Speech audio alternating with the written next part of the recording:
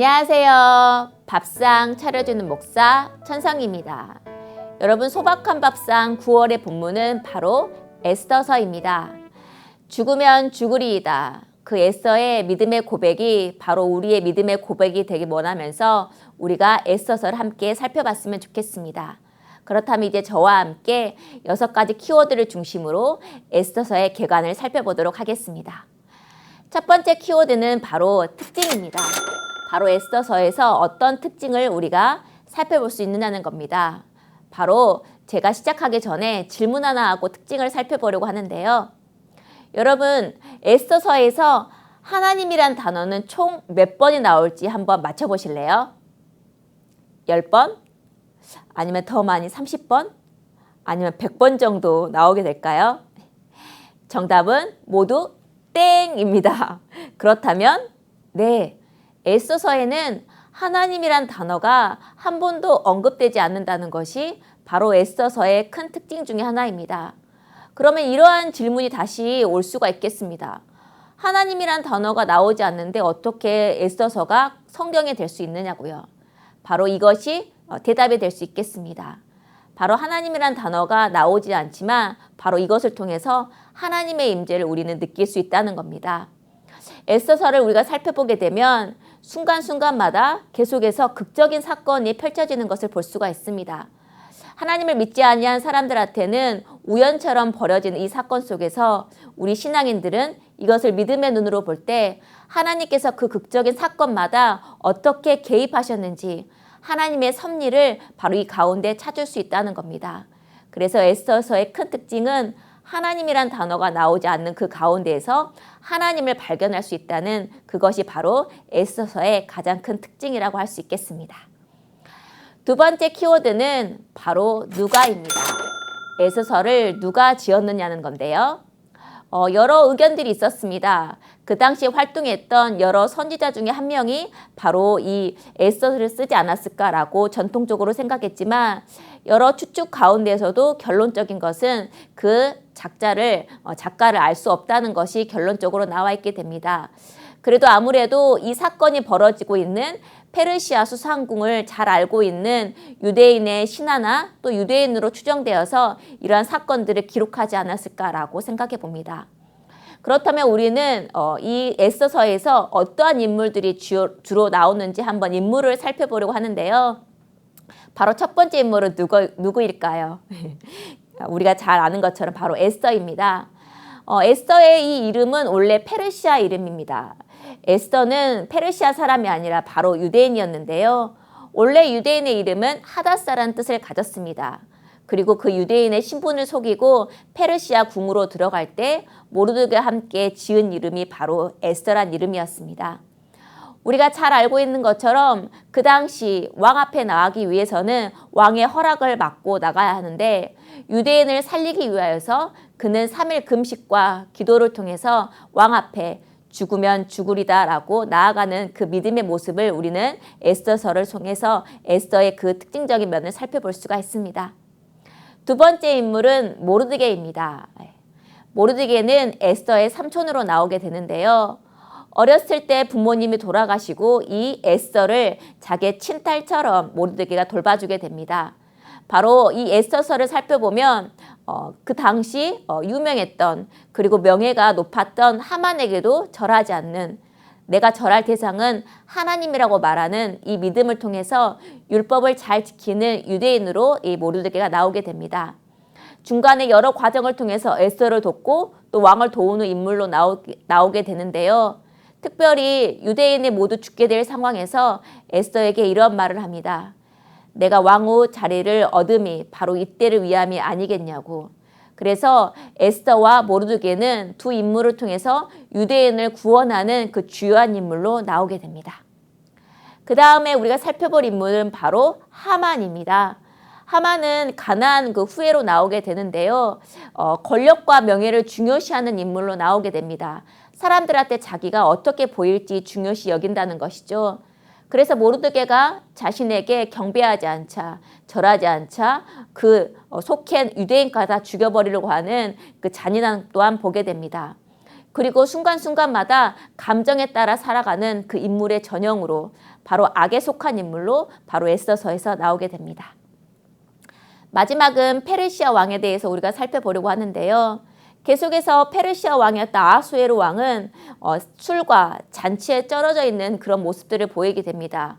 정치나 다른 여러 군데에 별로 관심이 없고 또 자기가 결정을 할 때에는 신하의 말에 전적에 따르는 자기 주도 결정권이 별로 없는 그러한 모습들을 보이게 되는데요.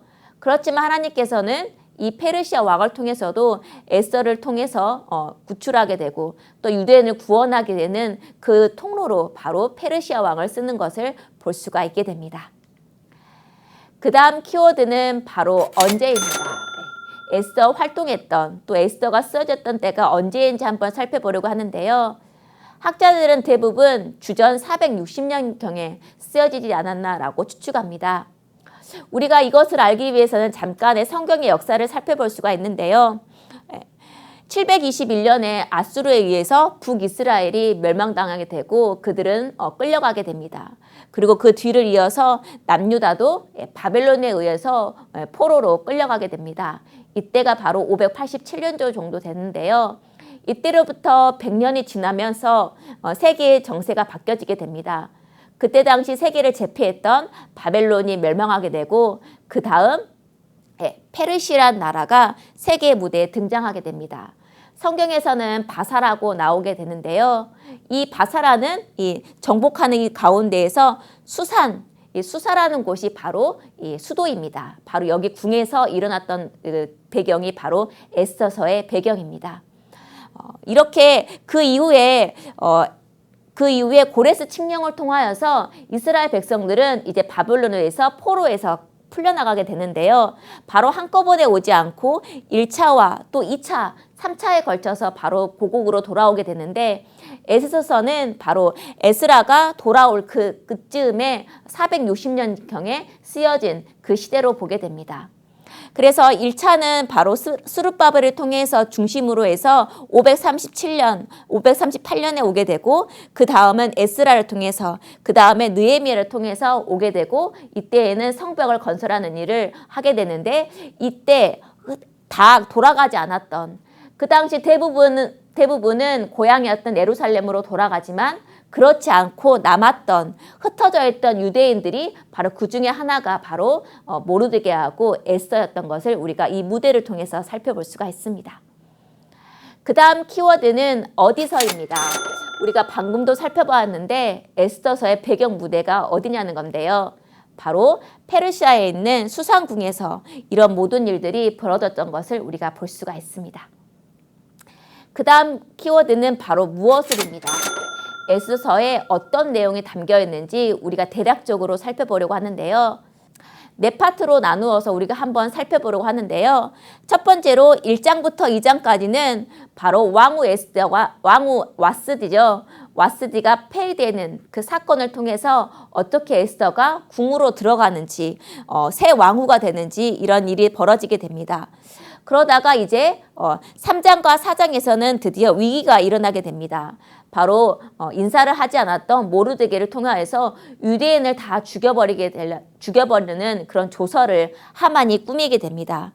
그러면서 4장을 보게 되면 이 소식을 듣고 에스더가 왕 앞에 부름받지 않았는데 왕 앞에 가기로 결심하는 그런 모습들이 4장까지 나오게 됩니다. 그러면서 이제 5장부터 7장까지는 에스더가 바로 자신의 이야기를 바로 전하지 않고 왕과 하만만 불러서 잔치를 2번이나 벌이게 됩니다. 그 가운데 첫째 날 잔치를 통하여서 하만이 이제 유대인을 다 죽여버리려고 이제 장대를 매달게 되고 그 다음에 둘째 날 잔치 가운데 이 하만이 어떤 음모를 퍼뜨리는지 왕의 심기를 건드려서 에스더가 바로 하만을 무너뜨리는 그런 일을 바로 이 5장부터 7장까지 하는 것을 보게 됩니다. 그런데 여기에서 문제가 있었습니다.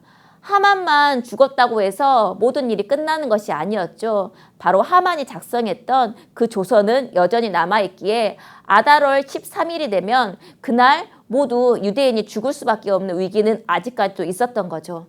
그럴 때 모르드게의 기지를 발휘해서 모르드게가 그 아다롤 13일에 유대인들이 바로 하만과 관련된 이 사람들과 싸울 수 있는 조서를 새로 마련하게 되고 이것을 계기로 해서 유대인이 승리했던 것을 볼 수가 있고 마지막 10장에서는 모르드게가 어떻게 왕의 신임을 받았는지 이러한 내용을 우리가 볼 수 있게 됩니다. 그 다음 키워드는 바로 왜입니다. 바로 에스더서를 왜 기록하였는지 기록 목적에 대해서 우리가 살펴보려고 하는데요. 첫 번째, 우리가 앞에서 살펴봤지만 하나님이란 단어가 나오지 않는데도 하나님의 계획, 하나님의 구원 계획은 계속해서 신실하게 에스더와 모르드게를 통해서 이어져 감을 우리가 볼 수 있다는 것입니다. 그리고 두 번째는 하나님은 그의 자녀를 끝까지 돌보신다는 것입니다. 여기서는 흩어져 있던 유대인, 바로 예루살렘에 있지 않지만 아직 돌아오지 아니하는 이방 가운데 있는 유대인까지도 하나님의 자녀는 돌보신다는 것을, 그리고 포로 가운데 그 이후의 삶도 하나님께서 보호해 주신다는 것을 바로 에스더서를 통해서 알려주기 위함이었습니다. 그렇다면 이것은 유대인에게만 한정된 것이 아닙니다. 우리는 예수 그리스도를 통하여서 이방인도 하나님의 구원을 받을 자격을 얻게 되었습니다. 그렇다면 하나님의 자녀인 우리도, 하나님의 자녀가 된 우리는 하나님께서 끝까지 돌보시고 책임지신다는 것을 우리가 에스더를 통해서 살펴볼 수가 있는 겁니다. 세 번째, 이스라엘 백성들이 큰 명절로 지키게 된 바로 이 부림절, 그들이 구원 얻게 된 그때를 어떻게 시작되었는지, 그리고 이것을 통해서 유대인들이 어떻게 자신의 민족들이 살아나게 되었는지 이런 것을 후대까지 알려주고 또한 이것을 통해서 유대 민족의 단합을 위해서 에스더서가 지어지게 됩니다. 그리고 네 번째에는 에스더에서도 죽을 위기가 오게 되는데요. 여러 어려움과 핍박 속에서도 또한 하만처럼 악이 이기는 것 같아 보여도 결국에는 하나님께서 그 사건을 개입하시면 하나님께서 그것을 승리하게 하신다는 것을 하나님의 섭리와 주권도 이 에스더를 통해서 살펴볼 수가 있습니다. 마지막 다섯 번째에는 에스더가 죽으면 죽으리이다 하고 금식하며 왕 앞에 나아갔고 그 에스더뿐만 아니라 이 일을 위해서 유대인이 기도하고 준비했던 것을 우리가 본문을 통해서 살펴볼 수가 있는데요. 이것을 통해서 우리는 어떤 일을 앞두고 뿐만 아니라 우리의 삶의 구석구석 자리마다 하나님께 모든 것을 맡기며 기도하며 나아가는 것을 또 이 에스더를 통해서 기록 목적을 살펴볼 수가 있습니다. 이렇게 우리가 에스더서를 살펴봤는데요. 마지막으로 에스더를 통해서 우리가 우리의 삶을 질문해 봤으면 좋겠습니다. 첫 번째는 오늘도 바로 나 자신도 이 보이지 않는 하나님을 신뢰하면서 그분이 나와 함께 하심을 믿고 나아가고 있는지 우리가 스스로 질문하면서 우리의 신앙을 점검해 봤으면 좋겠습니다. 두 번째는 에스더서를 통해서 우리가 삶의 어려운 순간이 닥칠 때마다 그리고 평소에도 나는 하나님이 함께 하심을 매일마다 그 임재를 경험하고 있는지 또 우리 스스로 질문하면서 우리의 신앙을 점검해 보았으면 좋겠습니다. 여러분, 이렇게 저와 함께 9월 묵상 본문인 에스더를 살펴보았습니다. 이 에스더를 묵상함을 통해서 나 자신의 믿음과 또 가정과 교회를 위해서 또 살펴보고 또 기도할 수 있는 9월이 되었으면 좋겠습니다.